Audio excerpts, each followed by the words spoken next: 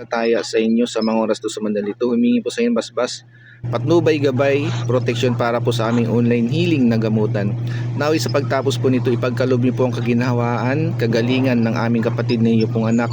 Kasama po lahat ng mga banal na espiritu at mabubuting gabay ko. Paintulutan niyo po ang iba kong mga gabay na puntahan tong taong ito kung saan po siya nangaroon ngayon upang tulungan kaming alisin, baklasin kung anong mga espiritual nilagay sa kanya. Maraming salamat po.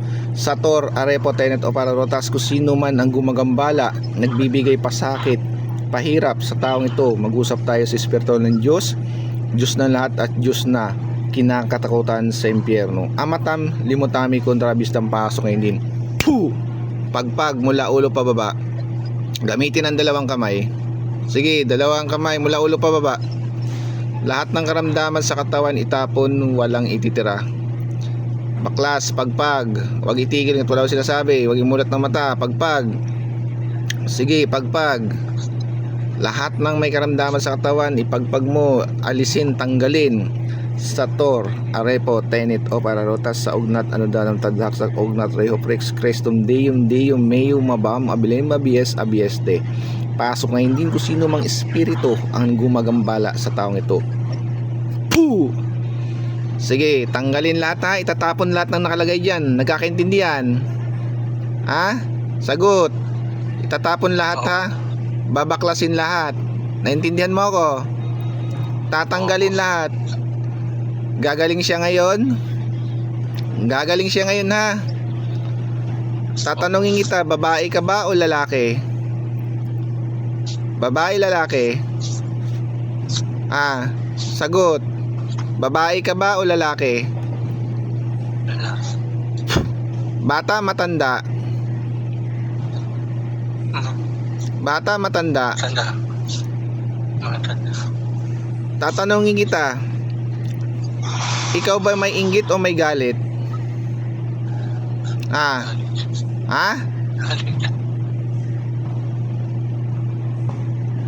Taksan mo, inggit, galit? Galit. Kakilala, kaibigan, kamag-anak? Kilala. Kakilala, bakit mo ikaw may gawa, may binayaran ka? Papahirapan kita ngayon dyan. Pag ako sinasabi ko sa'yo, papahirapan kita, babalik ko lahat ng karamdaman na yan. Tanggalin mo lahat ng lagay mo dyan. Tanggalin mo, aalisin mo ha. Ako. Tanggalin mo lahat yan. Sige misis, makipag-usap ka misis para mabigyan ng linaw kung sino siya. Magtanong ka, nais mo itanong mo. Ano kinaiingitan mo sa asawa ko? Ano? Magsalita ka. Anong kinagagalit mo sa asawa ko? Sagot. Yung bahay. Yung bahay? Yung bahay. Anong bahay? Yung bahay na ito. Bakit? Sa akin yun.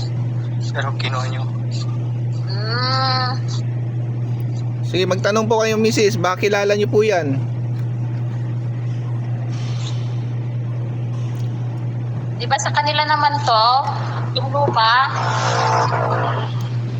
Oo. O, tapos may usapan kayo? Oo. Oo. Tanggalin nyo lahat ng karamdaman, nilagay nyo sa pasyente ko. Walang iya kayo pag hindi nyo binaklas yan. Papahirapan kayo sa inyo. Papahirapan kayo, sinasabi ko sa'yo. Tanggalin nyo lahat yan. Gusto ko gumaling yan. Nagkakaintindihan tayo. Naintindihan nyo ba ako? Huwag nyong sabayan yung physical niyan. May karamdaman na nga sa physical, sinabayan nyo pa. Tanggalin nyo lahat ng lagay nyo dyan. Sa lahat ng mga buting gabay ko, pakiparusahan po yan. Puh! Apogari, Inday, parusahan nyo nga yan, Inday, para madala yan kung sino man yan. Walang karapatang manggambala. Tanggalin nyo lahat yan, tanggalin nyo lahat yan. Tanggalin nyo lahat yan. Croc Sancti Pater Benedicti, Croc Sacra Sit Mihilox, Sundraco Sit Midox, Badereto Satana, Nunquam Suadimi, Vana, Sunt Malakway Libas, FC Binida Bibas, lahat ng palipad hangin, barang kulang sumpa, tigal po, kabigatan sa buhay niligay sa taong ito, ay maalis at mababaklas mula ulong hanggang talampakan, mula kalanam hanggang buto. Lahat ay maalis. Amen. Puh! Titigilan nyo ba yung pasyente ko? Sagot. Oo. Huwag na yun ang gagambalain yan, ha? Tatanungin ko, binigyan ba kayo ng karapatan ng Panginoon para gawin nyo yan? Ha? Hindi. Binigyan ba kayo ano? Hindi. Oh, hindi naman pala, ba't nyo ginawa yan? May takot kayo sa Panginoon? Wala. Meron. Kung may takot kayo, ba't nyo tinuloy yan? Itaas yung dalawang kamay nyo, humingi kayo kapatawaran sa Panginoon. Hingi kayo ng tawad sa Panginoon. Hingi ng tawad sa Panginoon. Panginoon, patawarin siya po. O, sa pamilyang ito, humingi kayo ng tawad sa pamilyang yan, lalo sa taong ginambala mo, humingi kayo ng tawad. Ang tawad sa buong pamilya ito. O, Mrs., papatawarin nyo ba yan? Ikaw magdesisyon, Mrs. Sige, pagpag. Tanggalin lahat nilagay. Anong pasya nyo dyan, Mrs.? Papatawarin nyo ba yan? Papatawarin ko basta pagaliin lang po ng asawa ko, Apo. Narinig nyo ba yon? Ha? Oo.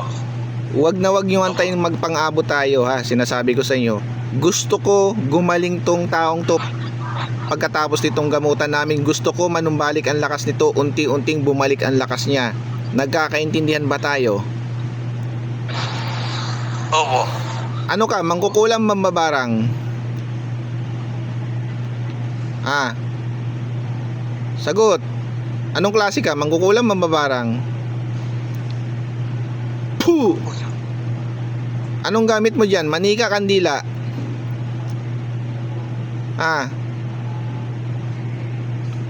Anong ginamit po sa taong yan? Kandila o manika? Kandila. Patayin mo lahat ng kandila. Hipan mo lahat ng kandila ngayon din. Binuti mo yung kaluluwa nito? Ha? Binuti mo ba? Hindi. Ha? Hindi. Gusto mo ikaw ibuti ko? Para maranasan mo ang ginawa mo dito? Gusto mo? Gusto mo ba?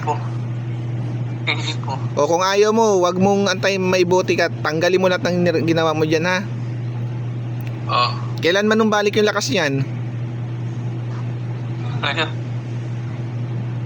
Siguraduhin mo lang, ha, mag-a-update ako sa pasyente ko. Pag yan ang nanghina pa rin, humanda ka sa akin.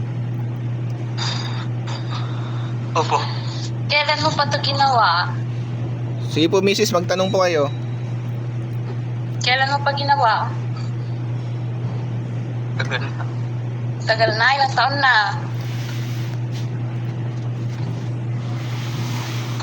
Ilang taon na? Tagal na. As in, matagal na. Oo. Simula nung bumalik sa kanila tong bahay, napunta sa kanila tong bahay. Oo. Tagal na pala. Kaya pala mabilis ang paglala ng niyan, sakit. Alam mo, wala namang yan physical eh. Kayo lang may kagagawa ng physical na karamdaman ng taong yan eh. Inuunti-unti niya sa sobrang tagal na kaya nagkaganyan eh. Panginoon ko si Kristo, ako po'y sumasampalataya sa inyo, Panginoon ko, hiningi po sa inyo ang basbas, paintulot sa mga oras to sa mandang ito, upang ipagwalang bisa po lahat ng sakit na ilagay sa taong ito o sa pamilyang ito, lahat ng karamdaman, palipad hangin, barang kulang, sumpa, tigal po at kabigatan sa buhay na ilagay sa pamilyang ito, lalo sa pasyenteng ito. Pagkaloob niyo po, Panginoon ko, na mawasak at wasakin po, at kung sino man ang may gawa sa kanya, kung iyo pong mamarapatin, Panginoon ko, ay iparamdam sa kanya at maramdaman niya lahat ng karamdaman na iligay sa pasyenteng ito. Hiningi ko po ng basbas na iparamdam at bumalik sa kanya ng 3 beses. Balik sa iyo lahat. Puh!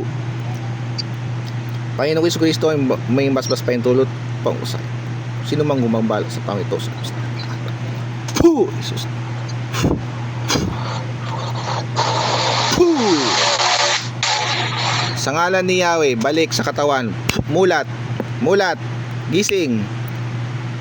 Gising, gising, gising. Mulat. Mulat ang mata. Pangalan. Pangalan. June. Ortega. Kumusta ang Diyos pakiramdam? pang palayo ni Ako. Mrs., pagkuha po kayo ng baso, tubig, lagyan mo ng konting asin na kalahat, konting tubig lang, tapos konting asin lang, kurot lang. Dadasalan ko bago mo ipainom sa kanya. Apo, sa lang. Sige po. Alam mo ba nangyari sa'yo? Alam mo nangyari sa'yo? Hindi mo alam. Di mo alam. Ayun, si misis mo, siya na lang tanungin mo kung anong nangyari sa iyo at kung sino ang may gawa sa karamdaman mo, ha? Pinagaling ka ng ating Panginoon. Naway ituloy mo ang pagdarasal sa Kanya, ilapit mo ang sarili. Lahat ng mga kasalanang nagawa natin, isuko mo sa Kanya, humingi ng kapatawaran, ha? Opo.